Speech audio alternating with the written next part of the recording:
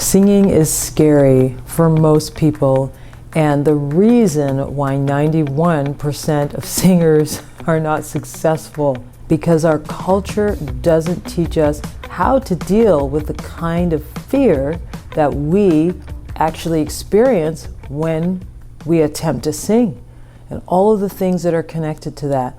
Now, if you've seen any of my videos in the past, you probably heard me mention that I believe that singing is one of the most spiritual things you can do and one of the most powerful things you can do if you're just trying to be a better person on this planet.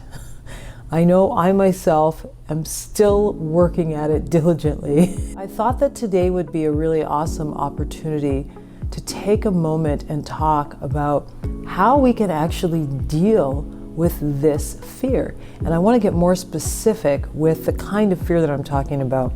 Probably to some of you this will be obvious, the first kind. It's fear of failure. Well, what does failure mean in the eyes of a singer? It means, oh my gosh, I'm gonna get up and everyone's gonna think I suck. It's gonna be bad, or no one's going to like me. So these tie into rejection, which is a big issue for most people on some level. Like, nobody wants to get up and look stupid, right? We don't want that. So what do I do about it? Oh, I better go to a voice coach, they can fix me. Right away, I'm already believing something about myself. I'm believing that I need to be fixed. So I'm already setting myself up for feeling less than and giving my power away. And I'm sharing this because I really want people to understand that if you do this work, it's going to make training easier. Some of us still do need training, right?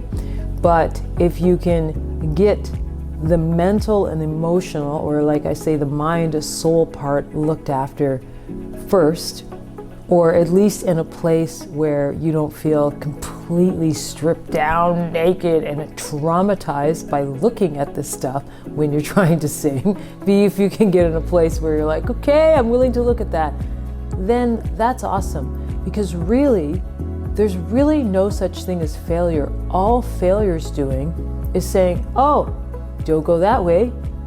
So it's helping you clarify your journey. And it's actually an essential part of learning how to sing.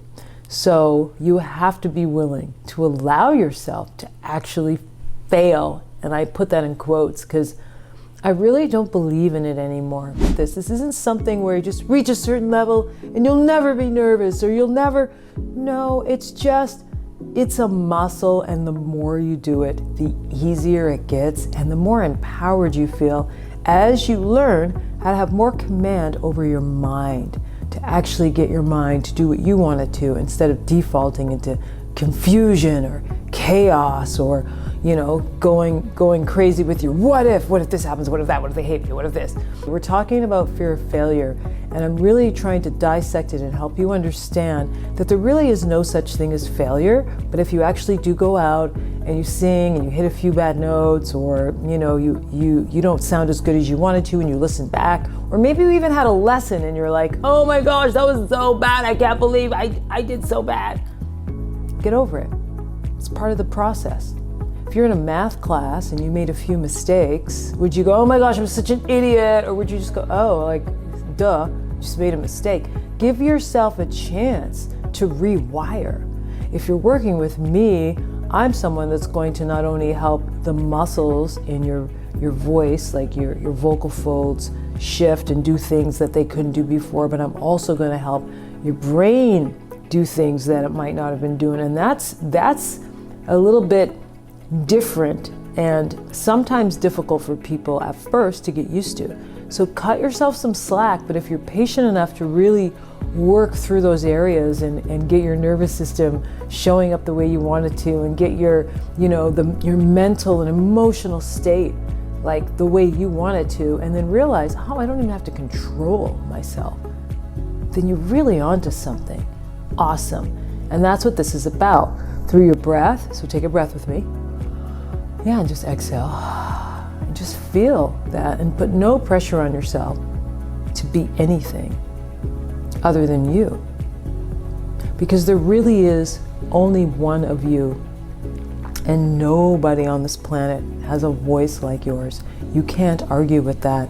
It's a scientific fact. Just like nobody has your thumbprint, no one has your mental and emotional and energetic essence other than you.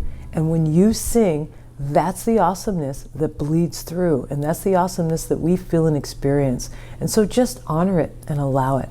Now, of course, there's a part 2 to this that's equally as important.